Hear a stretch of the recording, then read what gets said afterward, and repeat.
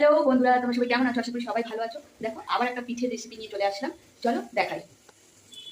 এই দেখো, এটা ক্ষীরটাকে চটকাচ্ছে।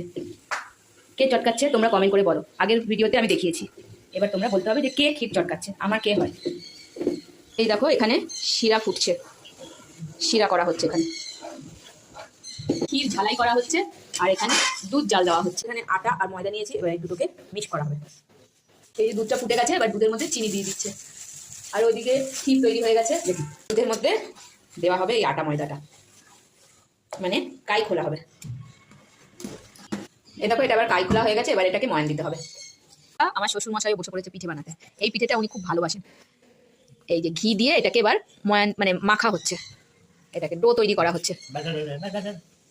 এবার উনিও করছেন, আমার শাশুড়ির সঙ্গে হেল্প করছে। এই যে এগুলো এখন সবগুলো ডো তৈরি করা হবে। তাহলে চলো তারপর ফিরে আসছি। পুরা এই যে আবার আমার শাশুড়ি হাতে অস্ত্র তুলে নিয়েছেন পিঠে বানানোর। এবার এটাকে শেপ দেওয়া হবে। এই যে ভেতরে ক্ষীর দিয়ে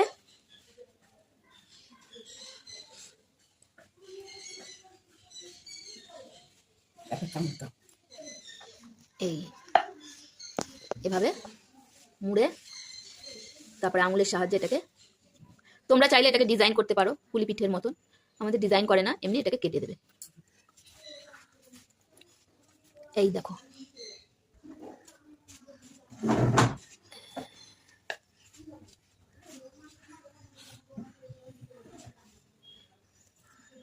হয়ে গেল। এবার এবার তুমি হাতের সাহায্যে ওটাকে ডিজাইনও করতে পারো, বা তুমি ছাঁচ এনে ছাঁচেও করতে পারো। আমার শাশুড়ি মা হাতেই করছেন। এই তৈরি হয়ে গেল একখানা পিঠে। কড়াই গরম করতে বসিয়ে দিয়েছি। এবার এর মধ্যে যাবে হচ্ছে ঘি। বেশি ঘি দেওয়া যাবে না, তাই ঘি আর তেল মিক্স করে দেবো, মিশিয়ে দেবো। একটু গরম হোক, তারপরে পিঠেগুলো ভেজে নেব। যেটা দিয়েছিলাম সেটা গরম হয়ে গেছে, এবার পিঠেগুলো নিয়ে আস্তে করে ছেড়ে দেবো।